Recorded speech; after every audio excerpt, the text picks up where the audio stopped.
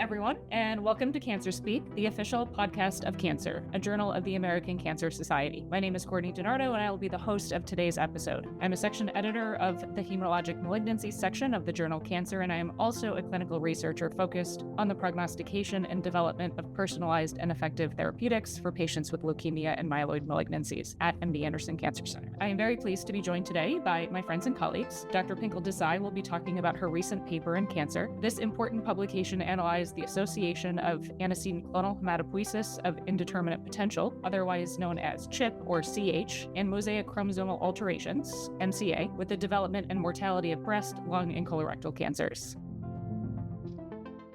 Dr. Desai, thank you for joining us today on Cancer Speak. Thank you, Dr. DiNardo. It is my pleasure, and thank you so much for highlighting this work. I am an associate professor of medicine at Weill Cornell Medical College. I focus on hematologic malignancies, and I'm a leukemia physician, actually, with a research interest in the field of early intervention, clonal hematopoiesis, and particularly population studies, understanding the risks of these clonal hematopoiesis mutations or mCAs on a variety of cancer risks. So I'm really happy and thrilled to join. We are also lucky to be joined today by Koichi Takahashi and Nehali Shah, who authored an accompanying editorial on Dr. Desai's paper and have a lot of expertise in this area as well. Thank you both for taking the time to join us today. I'm Koichi Takahashi. I'm an associate professor at MD Anderson Cancer Center, Department of Leukemia. I also research about clonal hematopoiesis and also the therapy-related MDS and AML. Hi, my name is Nehali Shah, and I'm a graduate student at MD Anderson, working in Dr. Takahashi's lab, and I'm super excited to be here. Thank you for having me. Some of my research interests include clonal hematopoiesis and looking into the different malignant hematopoietic diseases, as well as the blood-brain barrier, and I'm keeping it pretty broad for now. Perfect. We are so looking forward to having you all on Cancer Speak today. So Pinkal, before we get started, I was hoping you could level set for the audience, because we spent a whole lot of time talking about clonal hematopoiesis and what it actually is and mosaic chromosomal alterations, but just give us a sense of what are these definitions, what are we talking about, and any additional detail you have about kind of just the actual definitions.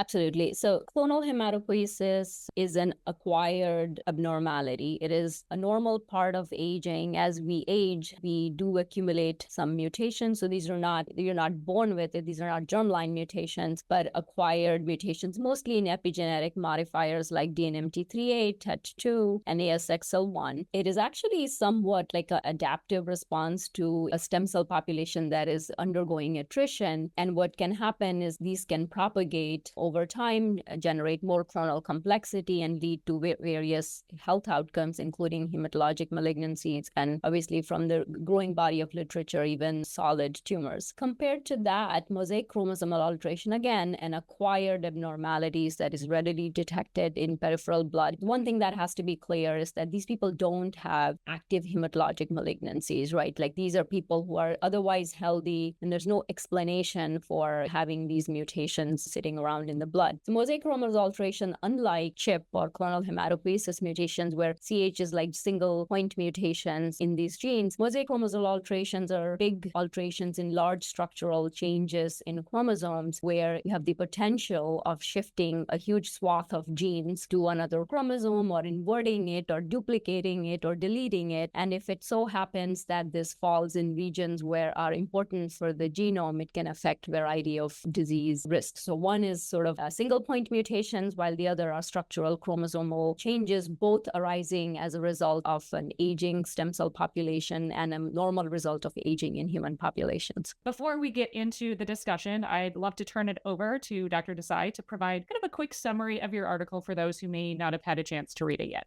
We looked at the Women's Health Initiative study, which, as we know, is a long, prospectively, enrolled postmenopausal women. And the original intent of the trial, obviously, was hormone replacement therapy and calcium and vitamin D supplementation. But what was great about the study is that we have this large population of women that were prospectively followed and annotated for a variety of outcomes, including cancer. And we looked at about 11,000 women who were part of this top med cohort, where whole genome sequencing sequencing was performed in order to understand the risk factors for blood and hematologic issues. And we were interested in two things. One was the association of CHIP and mCA independently on either the risk of cancer or mortality from cancer. And what we found, and we looked at it independently, we were able to control for a lot of the usual confounders we always encounter in any of these cancer population studies, like mammographies, colonoscopies, and Gale risk score, all of the major risk factors. We already had these data and we were able to incorporate this into our analysis. The major findings of the study was that in people who had clonal hematopoiesis at baseline at the time of the study entry, as well as mCA independently, both were associated with an increased odds of breast cancer, about 30% increased odds. And in mCA, this was seen mostly with the cell fraction of more than 5% and not under. What was also interesting is we did not find an association of other cancers like lung and colorectal risk. We looked at these three cancers because they were the more common cancers in our population and in aging populations. We found an increased risk for breast cancer, but not of lung and colon cancer. When we looked at mortality from these cancers, we found that CHIP was associated with the 4 times increased odds of mortality from colon cancer. And this persisted even after adjustment for metastatic disease, where having CHIP when the participant was diagnosed with colon cancer, there was an increased risk about 2.5 times even after stage adjustment. We also found that there was a higher chance of having metastatic disease as the first sort of hit of disease or at the time of diagnosis when you had CHIP versus not. And mCA, same thing, we found a higher mortality with a cell fraction more than 5% with regards to colon cancer mortality and sort of a moderate increased risk with breast cancer mortality, but not seen no increased mortality from lung cancer.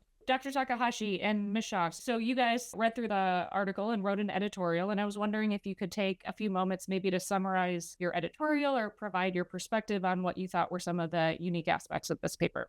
We had a privilege to write an editorial for this Dr. Desai's paper. I thought this was a very elegant paper looking at the impact of clonal hematopoiesis on the cancer risk. And this is a hot topic, which there are maybe some controversial and also, counterpoint kind of data already published. But so there's no really a clear understanding of how the CHIP affects the cancer risk. And I think this paper really provides a nice evidence in terms of how the CHIP or the mosaic chromosome abnormalities impact the risk of cancer, particularly on the most common cancers like breast cancers, colon cancers, and also the lung cancer. Some of the data were consistent with previously published data, strengthening really the association with these clonal hematopoiesis and the cancer risk. And some data also was a little bit different from the previously published data, which also gives some interesting questions for the future study. So I thought this paper really gave the momentum for this association discussion between the cancer and the clonal hematopoiesis. So Pinkal, I guess my question to you is, how should we put this into context? We're realizing that the more we look, that the more we're seeing these clonal hematopoiesis and mCA abnormalities in patients who are perfectly healthy and maybe will have an increased risk of cardiovascular disease or cancers and different types of cancers. And I'm just wondering how you think we should take this data maybe and use it or use it in future studies to try to kind of figure out what the context of this should be. Thanks for that question. Obviously, a lot of these data that are being generated in terms of solid tumor risk or mortality, these are all done in a retrospective manner, as in these studies and all of these sequencing was done for another purpose, and we are sort of repurposing that data to look at these studies. The advantage of these studies are that they are prospective, so we actually can look at it like antecedent versus, at the same time. The biggest challenge, I think, is that these are all, and I think Koichi points this out also in the editorial, that these are very context dependent. You have all of these different studies. Some are in postmenopausal women, the others are in the European, the UK Biobank with very, very healthy population. There are nuances to all of this. So when we actually see these people in clinics, there is a growing body of literature of all of the associations of clonal hematopoiesis. And as these data mount, this is important when we are counseling patients about what this would do. And this forms forms part of the discussion with the patient. Now, in terms of risks of tumors like breast cancer, other than informing patients and making sure that they are actually doing their screening mammographies and all of that in time, at least we have a tool to actually pick up early cancer. The bigger question here is, what is the mechanism by which this is happening? I mean, if you think about the clonal hematopoiesis mutations, we think the mechanism might be that these are very activated cells. There is an increased inflammation in the tumor microenvironment, and maybe there is something happening in the tumor microenvironment that's driving these risk and also mortality. But I really don't know at this point why mosaic chromosomal alterations would do that. I don't think we know the mechanism of this, and this should be studied. In terms of mortality risk, I think it has a little bit more immediate impact rather than risk, because for risks, you have to really incorporate, we talk about odds and relative risk, but you have to think about absolute risk of a certain in terms of tumor risk and whether that can be incorporated into the current strategies for whatever Gale risk model, for example, for breast cancer. That takes a lot of data and a lot of time. But if we know that having clonal hematopoiesis mutations increase risk of mortality, particularly here we saw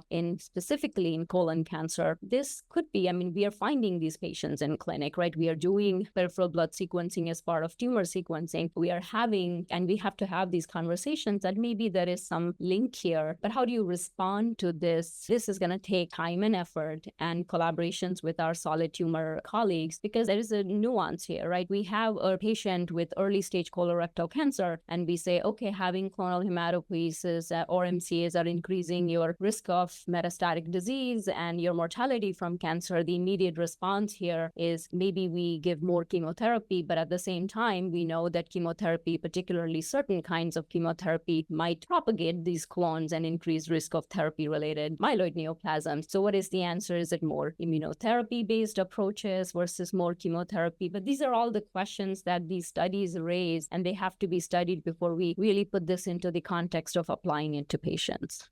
Nehali, maybe I'll ask you next. So what, in your opinion, do you think were some of the biggest strengths of this paper? I think some of the strengths in this study include that it looked at both CHIP and mosaic chromosomal abnormalities, which usually they're not studied together. They're studied either with just CHIP or mCA, so it was super interesting to see them together. And I think another super important strength to this study was that it did a really good job of addressing the different confounding variables that were included in previous studies. It helps give a little bit more of a clear understanding on the relevance of CHIP, because CHIP is an age-related factor, so it's important to adjust for the other confounding factors and understand the independent risk. That's super important because it is so linked with so many other things, like smoking, for example, right? Smoking is associated with cancer. It's also associated with clonal hematopoiesis, and kind of how do you tease those apart? Koichi, I'll ask you. So how do you think these findings may influence kind of future directions? I know you're doing a lot of analysis yourself on CHIP and mosaic abnormalities. So how do you think this can be moving forward? Thank you for that question. I think Pinkal already kind of touched a little bit on this, but I think the mechanism is the next big question. Now that we have good understanding or better understanding how these clonal hematopoiesis affect the solid tumor risk, I think the question is why, and how do we investigate this in model systems or in the human samples? And is that risk broadly affecting the cancer risk, or is it very specific to certain organs? There are a lot of questions that we really need to investigate this. And I think mostly we need to rely on the model system, like an animal model systems, but I think those investigations are undergoing. It has to be done meticulously because it sounds like maybe the risk is different based on the different organs. But then the question is, again, why? Why is this context dependent? Why is this organ specific? And also maybe genotype specific investigation needs to be done. I think maybe we need to have a larger cohort to really delve into this genotype specific risk and so on. But I think those will really be an important investigation for the future.